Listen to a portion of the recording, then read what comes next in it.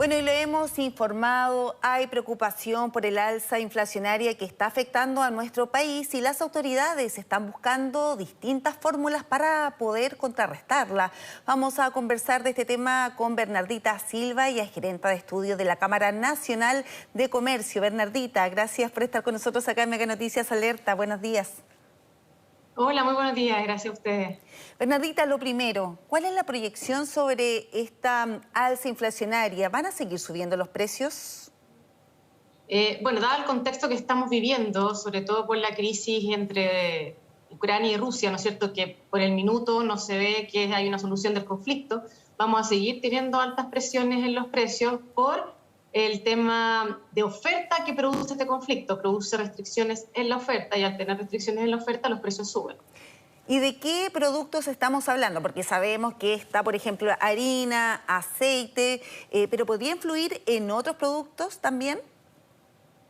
De hecho, son varios los productos porque algunos se influyen directamente, como los que tú mencionas, ¿no es cierto? Todo lo que son los cereales, lo que es el aceite, pero hay también varias cosas que indirectamente también se presionan al alza, por ejemplo, por el alza en el petróleo y que produce un alza en los costos de transporte y por ende suben los precios finales de los productos. También hay un tema de logística, de puertos que están cerrados, de que no está funcionando de manera normal el flujo logístico internacional, eso también lleva al alza los costos y por ende el precio final. Entonces son varios los factores. Y por otro lado tenemos una demanda fuerte, que post pandemia hubo un shock de demanda muy fuerte en todo el mundo al mismo tiempo. En Chile también lo vivimos, producto de los retiros, ¿no es cierto? La ayuda fiscal fue más fuerte aún.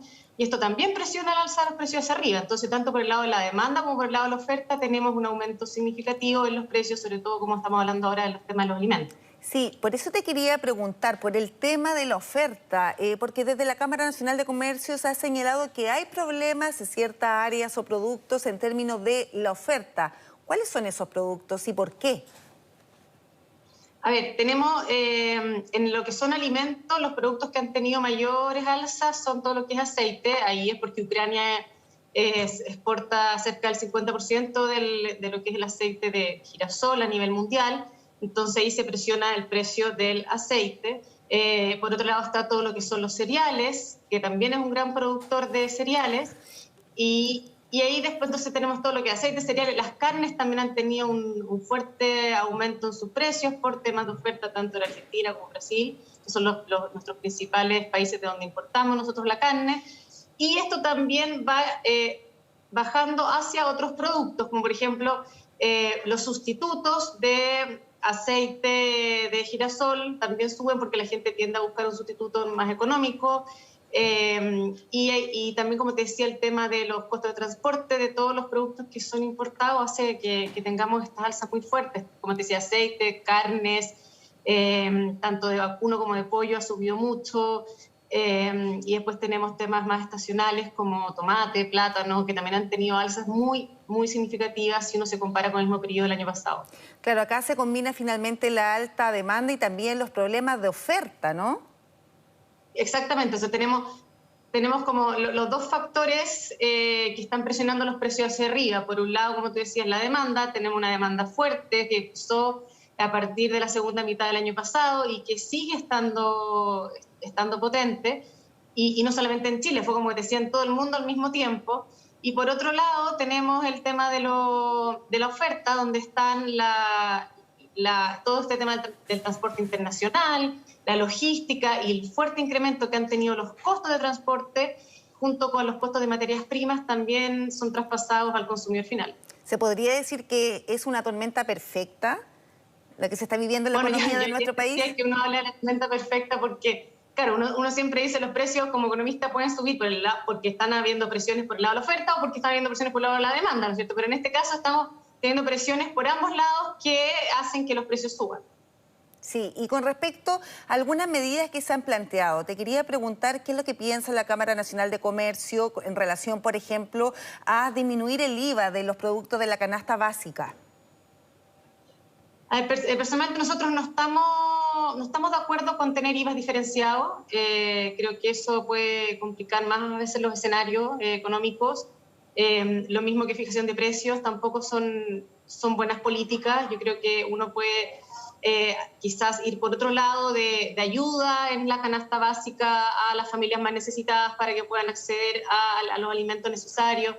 Más por ese lado puede ir el tema de políticas públicas, pero no por un tema de fijación de precios ni de tener IVA diferenciado.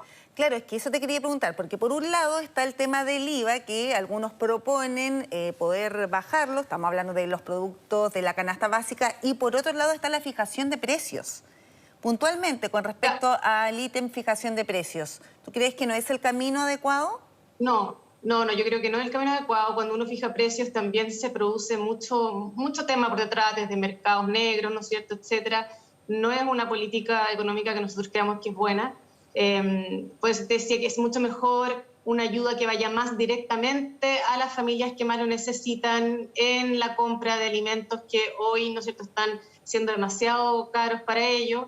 Y por ese lado puedes ayudar más focalizado a tener como una canasta familiar de apoyo, más que intervenir económicamente el tema.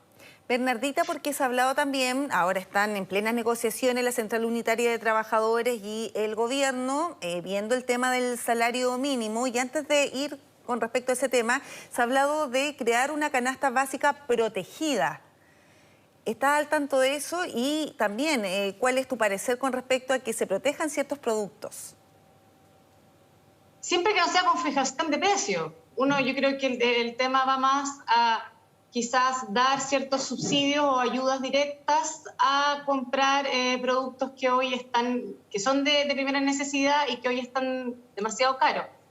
En ese sentido, más que como protección a la familia, a que pueda, ¿no es cierto?, acceder a bienes de primera necesidad.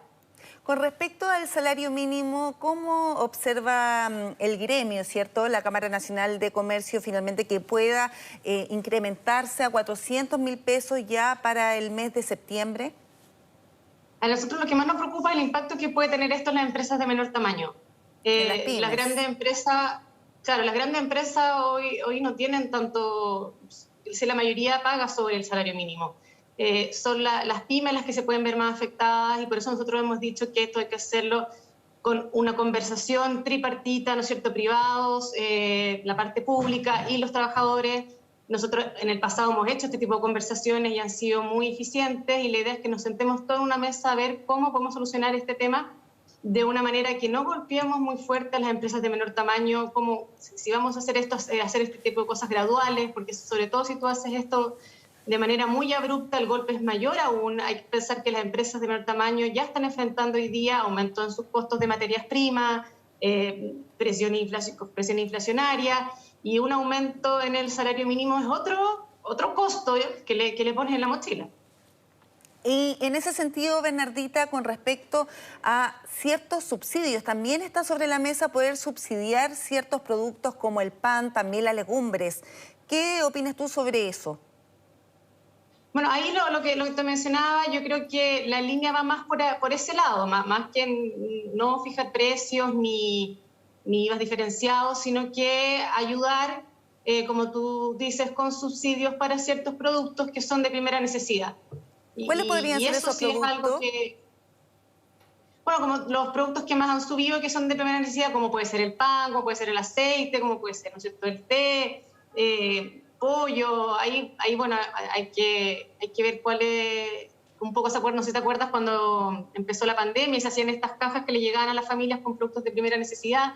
Ahí quizás también hay un aprendizaje que se puede ir haciendo. O sea, ¿ustedes creen que el subsidio focalizado es una buena medida ante la fijación de precios? No, de todas maneras, que la fijación de precios nosotros creemos que es una medida que es muy mala, que produce muchas externalidades negativas por detrás si tú haces algo así, y después te metes en un círculo vicioso que no vas a poder salir. Así que de todas maneras, subsidios focalizados para poder acceder a los productos que se han encarecido es una manera mucho más eficiente. Y Bernardita, uno de los productos que también ha subido de valor y que finalmente estaba presente o está presente en la mesa de todos los chilenos son las legumbres también. ¿Podrían haber un subsidio focalizado también para ese producto? Es que ahí hay que, como te decía, estudiar cuál es la canasta básica familiar, cuáles son los precios que más se han incrementado dentro de esa canasta, y hacer una canasta focalizada en familias que lo necesitan con los productos que más se consumen. Ahora, como gremio, ¿cuál es finalmente el consejo? ¿Qué se le puede decir a la gente, a los consumidores que va al comercio, que llega y se encuentra con que cada vez están subiendo más los alimentos, los productos? ¿Cuál es la recomendación? Uy, es que igual es difícil recomendar, pero yo creo que buscar alternativas, ¿no es cierto? Comparar precios, buscar alternativas que sean más baratas, cuidar también sus billeteras, tener un orden financiero para estos tiempos, ¿no es cierto? Para que los precios probablemente van a seguir subiendo de aquí a fin de año, entonces ordenarse financieramente, ser responsable financieramente y buscar alternativas donde de repente los precios son menores en algunas partes que en otras. Y también Sí. sustitutos que, bueno, que uno no lo ve, la gente sustituye mucho cuando la carne está más cara, la cambia muchas veces por legumbres y así la gente va sustituyendo. Sí, bueno, todas... Pero hay que tener una educación financiera para enfrentar esto. Toda esta alza inflacionaria, ¿cierto? El aumento de los precios también ha motivado ciertas suspicacias de algunos sectores, incluso algunos parlamentarios han pedido a la Fiscalía Nacional Económica poder estudiar, abordar eventuales colusiones. ¿Qué opinas tú sobre eso? Bueno, yo creo que ahí hay libertad de investigar lo que ellos crean que hay que investigar y hay que ver cómo sigue ese proceso. Yo creo de que aquí no hay es un tema más bien de oferta-demanda. Los precios están subiendo a nivel mundial en todas partes y claramente, por ejemplo, en el caso del aceite, que nos dicen, ¿por qué están subiendo otros aceites si es el de Ucrania es el girasol? Es porque se produce, como te decía, un tema de sustitución también. Al estar más caro uno, aumenta la demanda también de los otros. Al aumentar la demanda de los otros, afecta ese stock, que tú no estabas preparado por una demanda tan alta y los precios suben. Y es así pasa, ¿no es cierto?, con el tema de oferta y demanda con los precios de la economía. Y con respecto a lo que se proyecta, porque incluso el Banco Central hablaba de una inflación de 10%. ¿Cuáles son las proyecciones que tienen ustedes como gremio? Sí, yo creo que vamos a estar a final de año también con una inflación en torno al 10%. Vamos a seguir en este escenario por un rato, sobre todo porque hay una incertidumbre muy grande de lo que está pasando con la guerra de Rusia y Ucrania, y ese hoy es el factor que está influyendo más en los precios. Es lo que está sucediendo ahora, pero por ejemplo, si ese conflicto se solucionara a corto plazo, aún así sigue esta proyección al alza, considerando también que, por ejemplo, ya los retiros ya serían parte del pasado, ya ninguno de los dos retiros que estaban actualmente en el Congreso Nacional vieron la luz. Fueron rechazados, eso también había motivado finalmente un alza en la inflación. ¿Se podría pensar a lo mejor de forma más optimista con respecto a eso, considerando que los retiros fueron rechazados y si es que hay una solución en el conflicto Ucrania-Rusia? A ver, la proyección del Banco Central es asumiendo que no iban a haber más retiros. De hecho, esa proyección está hecha en base más bien al escenario actual que estamos teniendo. Entonces, si hubiesen habido más retiros, la inflación sería aún mayor.